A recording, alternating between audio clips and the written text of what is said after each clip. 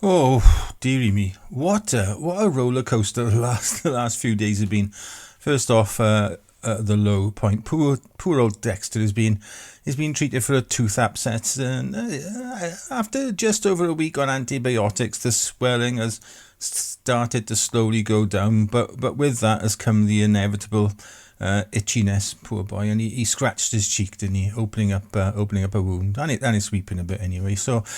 He's now got to wear one of these cones to stop him scratching it and making it worse. He's back in the vet on Thursday, and hopefully he won't need yet another course of pills. But you never know. But it's not all negative. I mean, he had a couple of highs too. On Saturday, while out walking Dexter, the Griswolds came across some rustling in the undergrowth, and they discovered a family of hedgehogs not far from our house. Sadly, they're a rare sight around here, but they seem to have a little nest there. So fingers crossed, they can survive. And then in the evening, Lisa found an elephant hawk moth caterpillar on our patio. We scooped him up safely, as no doubt if left there a bird, cat, or maybe even one of those hedgehogs would have had him. So he now lives with us, spoilt on a diet of fuchsias and willow herb. And again, fingers crossed, he'll hatch into a moth next spring. And look like this. I'll just pop a picture up of one now. So hopefully Tim Mothy, as Bethan has called him, will blossom fully. Right then, roll the intro.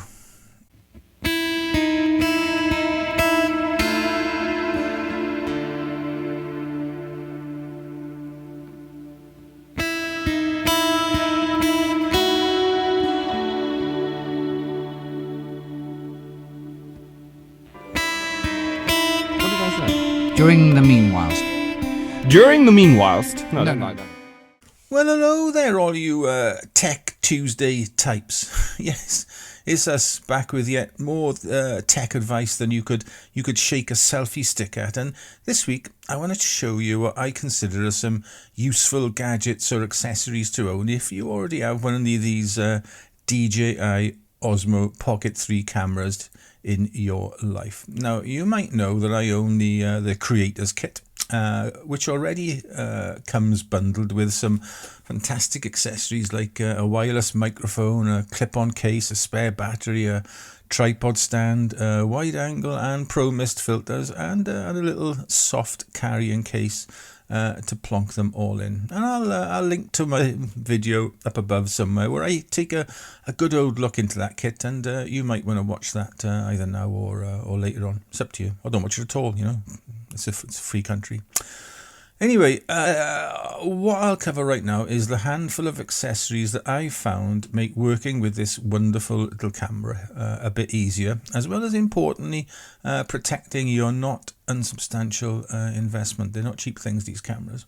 Now, the first is a better case. Here we are, this one, to carry everything in.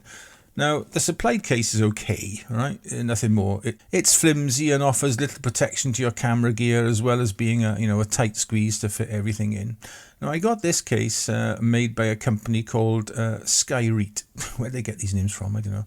Not hugely cheap, but around £25, but a really sturdy carrying case, which would afford much more protection, I think, both in the event of a drop and while just, carrying your camera gear around.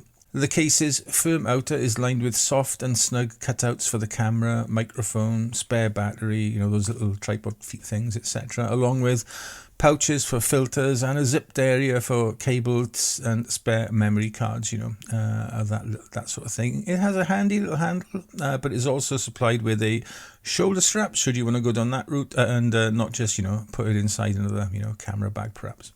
I've had mine a couple of months now, and the materials and zips have all been perfectly fine in use, but it's really the peace of mind that your gear is, well protected and not bumping around. That's well worth the investment.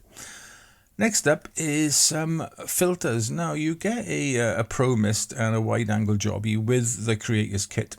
But if you find yourself regularly filming in bright conditions and, like me, want to maintain that inverse shutter speed rule, I always do that, don't know why. Then a variable ND filter is a must.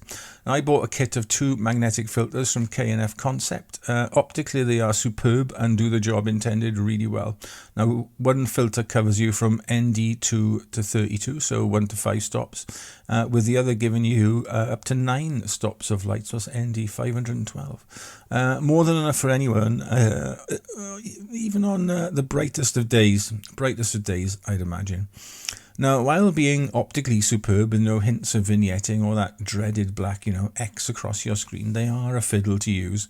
The only real issue I found, besides that fiddly operation, is that you can't stack them. The magnets won't allow that. So it's either the Pro Mist or the variable ND, not both, sadly. And you also need to remember to remove them before powering down the camera, or they may stop the gimbal from reseating correctly.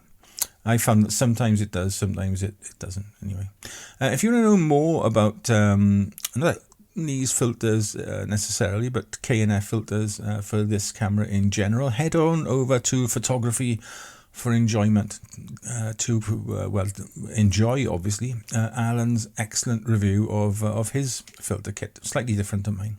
Next up is a screen protector for the for the screen, obviously. Now, when not in use, the screen is open to contact with whatever screens might come into contact with, and being a touch screen gathers oily fingerprints really very easily. A protector is a must in my book. And I got this one again, I think from K&F Concept. Now, I find some sort of light an absolute must to accompany my camera, particularly for filming indoors or in any low light situation, really. And I use this one from Godox. It's small, relatively inexpensive at around £30, and is adjustable for strength and colour temperature. Warning, there's some flashing lights for the next few seconds, so you might want to look away. It also has some interesting light patterns if you want to get creative and perhaps mimic an open fire or make it look like you're being, chased by the feds. A little tabletop tripod is my next pick, this one. Now, while the camera does come with a little fold-out feet attachment, these aren't really stable enough for anything other than the lightest of use, really. Now, there are any number of makes out there, and I've had this Manfrotto Pixie for many years now, and it's proved ultra reliable and never really let me down at all, really, regardless of whatever small camera I've stuck on it. Now, even though it does have a ball head, this little thing here, it's not the smoothest or easiest to use, so I partner mine with this tiny little head from Smallrig, which comes in a pack of 2 and makes adjustment so much easier. Right, sticking with something to hold the camera, and it's this contraption right here, enabling me to attach my Osmo to the straps of my backpack via this Velcro attachment, giving me easy access to the camera and facilitating even filming while walking along. Now, the actual strap attachment was bought for my GoPro years ago, but this little holder is compatible with those GoPro screw-in things that we've all got lying around. I can also attach it to a suction cup, obviously, should I want to film while driving. Not something I've done in a long time, but you might want to. Right then, there you go. Those are the accessories I use along with my Pocket 3 vlogging camera. I've put links, not affiliate ones, by the way, below where you can find them. Let me know if you would find any of these handy if you own a DJi Pocket camera, and also, are there any accessories you use that you might recommend? Again, let everyone else and me know in the comments. Until next time, just be nice, okay? Ta-ra.